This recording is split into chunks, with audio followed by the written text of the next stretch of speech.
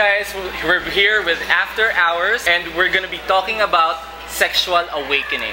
So what is sexual awakening? Malaman nila kung bakit sila isang sexual na tao. Kasi these sexual activities that I've been doing is something because I am a sexual person. Don't you agree, guys? Yep. Yeah, I'm sure you guys are surprised. Bakit kaming apat na kami ngayon? Because we wanted someone who can share his opinion as well. So we are welcoming as a co-host, guest co-host, Sir Arnold Anignon. Welcome. Thank you. I'm sure you don't need any more introduction. No. Filipino volcanoes, Survivor, what else? No introduction needed. No. Just Arnold's enough. And I'm sure we're going to have a great discussion today. Well, maswerte tayo dahil we have with us here isa sa pinakasikat na komedyante dito sa Pilipinas. Yes. Aside sa pagiging komedyante, malalaman natin ngayon ano ba yung isa sa mga personal na side ng buhay niya na malamang maging makapulutan ng aral ng mga kapwa kabataan. Kasi what we want to do is for people to realize that HIV is here and we're going to talk about the topics that we need to talk about. Without further ado, we are welcoming Ms. Kay Brosas. Hello. Teka lang. Excuse me, do you gym? Just a little bit. Mas malaki daddy sa akin. Kalayan ba yan? Charot lang. Anyway, hi. Hi. So, Ms. Kay, ang question talaga namin ngayon sa'yo is, kailan mo ba naramdaman? When did you feel that you are a sexual person? Siguro, nung nagkaroon ako ng first boyfriend, syempre, doon na yung mga pa-touching, petting. Di ba gano'n yung mga una? Half body lang. Aminin niya, yun ang una. One by one. Uso, hindi, sa atin, sa social, pag social ka, first base, right? Sa Amerika, dito sa Pilipinas, sa mga taga-Arroyo, sa mga taga-Bimapa, tol, naka-half body ako today. Simple nun, di ba? Una, kiss-kiss lang, hengweng, touch. So, eventually, nakakaramdam ka ng kakaiba. So, ayun. So, pero yung first boyfriend mo, anong edad yun? 18, at least. Wow, legal. 17 ako, nagka-boyfriend, pero 18 may nangyari sa akin. Yung first everything. He was my first everything. Sabi mo nga kanina, yung first boyfriend mo siya. Ito ba yung first encounter mo ng parang, oops, nakaramdam ako ng something down there? Kasi dati, totoo nung bata ako, akala ko, sa movies, yung kissing, akala ko ganun lang yun, yung gaganon-ganon lang. So, anong first time nalikan ako I was 14, no? Hindi ako nakatulong one day. Kasi hindi ko naman may tang involved pala yun. Oh, wow. Totoo, ganun ka naive, ganun ka tanga nung bata ako. So, na-experience mo rin yung may tang dun sa 14? Oo, pero ito nga, dito lang yung first time ko. Siya talaga yung first lahat. Everything. So, sino nag-introduce sa'yo ng, may nag-introduce ba sa'yo ng idea ng sex or... Ayun, first boyfriend ka actually talaga. Hindi to friends. Yung mga friends ko dati nag-uusap, ang tatanga namin 17 at age of... late bloomer ako. Iba na kasi henerasyon ngayon, aminin mo, 13 pa, nagpaparas pa na. Totoo naman yan. Kaya nga nagkakaroon ng show na ganito para maging aware sila, di ba? So anyway, at that time, 17, wala pa akong alam. Wala. Pero yung sa 17 na to, talagang yung pagpasok mo doon talaga, exploratory na kagad. Dahan-dahan. Kasi yung boyfriend ko that time was already 24. Okay. But you weren't equally curious yourself? Hindi ka curious? Hindi. Siya nag-introduce talaga sa akin. Yung parang, ganyan, ayun pala yun. Teka, masarap pala. So after, sige pa nga. Siyempre, you have your boyfriend. Pero paano mo nalaman? Paano mo naintindihan yung sexual side mo as a girl or as a woman? Paano ko naintindihan? Tao? Pwede bang non-living thing? Plan. Hindi ko ma-explain. Parang ma-explain. Kasi sa kanya, hindi ko na-experience hawakan ng sarili ko eh. That time. Pero yung realization mo during that time na, kunwari after nyo nag-sex ng boyfriend mo, ano yung tumatakbo sa utak mo after that? Kasi parang ang sarap pala. Ay, sobra akong guilty. Okay. That time. Kasi lumaki ako sa kahit paano conservative eh. Hindi lang halata. Conservative Filipino family. So, ang tagang tinatanong nanin ko, kumusta ka naman? Okay lang po. Alam mo yung ganun, di ako makatingin sa mata niya. Pero feeling ko, wala, ganun. Oh, sige, pero kasi ang gusto kong malaman dito, this is the first time you've had your sexual experience talaga sa after ng boyfriend mo.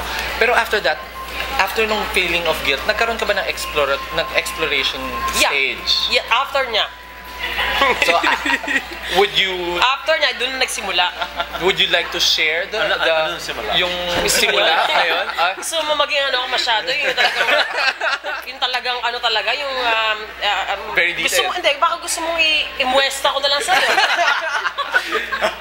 Nagsimula siyempre sa curiosity na, ano kaya mangyayari if I touch myself, di ba? Parang gano'n. Kasi sa Pilipinas, aminin natin yan, may stigma din talaga na hindi nila matanggap o double standards tayo na kaya kung anong ginagawa ng lalaki on an everyday base, kaya din gawin ng babae. Which is masturbation, di ba? Yes. So masyado yung tabu. Pag pinag-usapan, oh my God, di ba? Pag sinabi mo na ang babae, of course I do. Ang lalaki, hindi alam kung nasan yan eh. Ako alam ko. Naaano lang ako kasi sabi nga ni Miss Kay, 'di ba? Sa lagay na yun, sa 18, hindi niya na-touch yung body niya. So, ibig sabihin talaga yung changes, matindi, no? Kasi kanina, prior to the conversation, tayo nag-uusap. Ano yung self-exploration, anong edad. And we found out na mas early tayo nag-explore physically compared sa kanya. Ako 18 eh. 18. Yeah. After. Ikaw daw. Ikaw? Kasi ibang lalaki siguro, no? Ibang lalaki. Yeah, ako. Actually, we talked about this earlier, and I think sa lahat ng group, I'm the latest bloomer. Surprisingly, Yes, siya pa I yung was the latest bloomer. Kahit I was a jock at school, and I was the popular guy. Yeah. I was the late bloomer. I didn't So, what, lose my anong age? virginity At what until I was age? 21. 21. Wow. Ako 18. 21, yes. Sakto pumasok ako. Bakit? Kasi I was like you too. I mean, I came from a very regimented family Strict. structure na kailangan hindi pwedeng ganito, you must wait till you get married or those kind of things. So of course I tried my best to hold on. Oh as yes, you everyone else. did. 21. yes. I was just like you. When I had my first experience, I was very guilty for the Diba? longest time. I told the group actually. So I was Yeah. surprised when you said I feel guilty. I was like, I'm not alone. Someone else feels Oh my guilty. God, this fate. No, during the time na nagkaroon ka ng parang nagigilty ako. Pero dumarating ka na rin sa point na nag-explore ka. Did the feeling of guilt parang Nawala din siya eventually. Tumuloy-tuloy? Of course, no. Eventually nawala siya. Lalo na kasi ako, sa case ko, at the age of 18, trabaho na ako agad eh. Nag-abroad ako eh. So wala na ako sa bahay namin. Sabi ko, wala na sila mga sabi kasi nagsarili na ako magawa. Yeah. At saka legal na yung age ko. So parang nawala na sa akin yun. So nag-abroad na ako, blah blah blah blah. And the rest of history. So may liberation when... Yes, parang gano'n, parang oh yes, I can do whatever. Rebel na. Doon po sa process ng sexual awakening, how influential is the culture? Again, Catholic, pa rin tayo eh, Catholic, based on your conservative. experience po? Hindi, ang maganda nga sa akin, I've been around. Nasa pangkinggan, pero yung totoo, literal. Nagpunta ako ng Thailand, nagtrabaho ako sa Thailand, Indonesia, Korea. So, ang dami kong na-experience, di ba? Tapos halos na naging friends ko at marami ako naging boyfriends din na afam. So, hindi masyado ako naging sa Pilipino, kaya parang mas free, mas liberal ako, ganon. Mas marami akong, ang tawag dyan, mas marami akong, ang tawag doon? Influence, oo. Kasi gusto rin namin makita dito na yung sa family din kasi it's not always as liberated as yung pinapakita ngayon sa media. Gusto na namin mapakita na yung culture in terms of the family and society hindi ganun ka-open sa idea ng sexual awakening mismo. Kasi kapag sinabi nilang sexual awakening, dapat magkakaroon na ng part ng masturbation, ganyan-ganyan. Oh, hindi, di ba? Huwag naman sana. Kasi Kaya- may anak din ako, 15 years old, Pero babae. yun nga, No. yung conversation, it's not always welcome.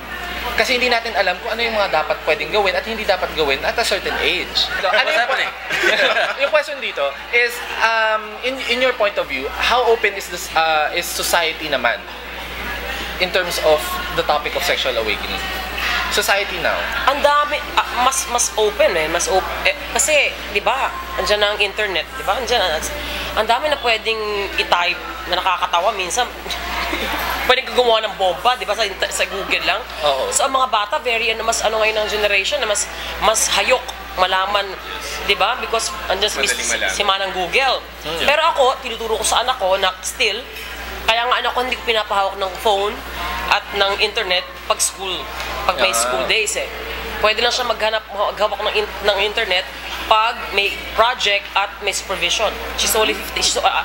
Para sa at manggagaling sa akin, maraming kataka na, my God, ikaw, strict. How old is your daughter? 15. She's 15 and 15? she's very beautiful and she's very tall. Alam ko na ganun eh. Tapos Yeah. all girls school pa yan eh. Para din ako eh. So, parang, naku, Diyos ko Lord. Pero strict na balance eh. But do you discuss these things with your Yes, daughter? yes. Sabi ko sa kanya, anak, sabi mo lang sa akin, pag kailangan mo na ng condom. May irita ako, pero Coming back to my question, Miss Kay, ano ba yung, as a parent, as an open-minded parent, ano yung feeling mo naman seeing that your daughter is going through sexual awakening?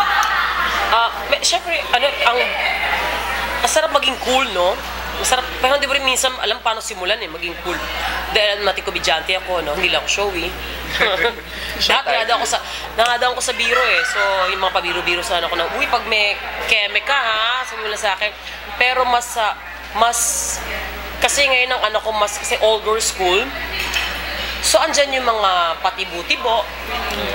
Diba? Andyan yung mga, oh my God, may nanliligaw, nakakita ka ng love letter, which pinagdaanan ko din. Of course. So, doon ako ngayon medyo, kasi may nakakatawang chika siya na, Mami, baka bayi ako. Pinagtawanan ko lang siya. When you reach 18, at sinabi mo sa akin yan, tatanggapin ko. Pero hanggang 15 ka pa, hindi mo pa alam kung ano. Exploration. Yes, hayaan mo lang, pero walang relasyon, ha? Walang kembular. Pero, may isingit ko lang kasi eventually your daughter will be asking about kunwari issues about her sexual side. Eh bilang ang issue natin ngayon is talking about HIV and sex. What if your daughter asks you, "Ma, paano ba magpa-HIV test?" Ano yung experience mo from your side? Ano yung experience mo for your HIV testing? Madali lang, sasamahan ko siya. Yun, sasamahan ko talaga siya. I mean, kung gusto niya, sasamahan ko siya. Dami kayo connection, no? Pero how was your experience? May chika my ko na God. parang, may chika ko from the out there na parang nanginginig-nginig ka daw sa tao. Ay, nanginginig ko, no? Hindi, nakakatawa. Ito na nga, dahil nga, hindi ako nagmamalinis, no? Nung nagpa-HIV test ako, wala naman akong partner for the longest time. Pero dahil bila ako, parang nag-flashback yung buwan, parang, oh my God, hindi ako nakapag-condom nung ganon. Tapos puro foreigners pa usually yung kinikembular ko. Kasi I've been single for 8 years now. So, yung mga nakakadate ko na nakikembular, parang, so lahat parang binibilang mo. Tapos bigla ka talagang nanlalamig. Hindi mo ako malandi. I'm sorry, hindi ako nagmalinis ulit. Hindi ako malandi, hindi ako every, sino na lang. Pero still, andun yung, kaya para pala, sobrang takot ko. I guess guys, to wrap it up, Miss Kay, ano ba yung words mo of advice, for example, to kids nowadays who are encountering their sexual awakening and to the parents as well? Ano yung gusto mong sabihin sa kanila patungkol sa sexual awakening? Ano bang edad? Parang gusto ko i-research yan eh. Ano bang edad usually na sexual? Sa mga nanay, mahirap kasi case-to-case based talaga yan eh. May mga nanay nakatira sa mga, di ba, hindi naman sila kayamanan, wala silang ways and means na paano sabihin sa mga 7 nilang anak na di ba? Yeah. So sa mga katulad ko na siguro na kahit paano na very close to their daughters or sons, di ba, yung magpaka-cool.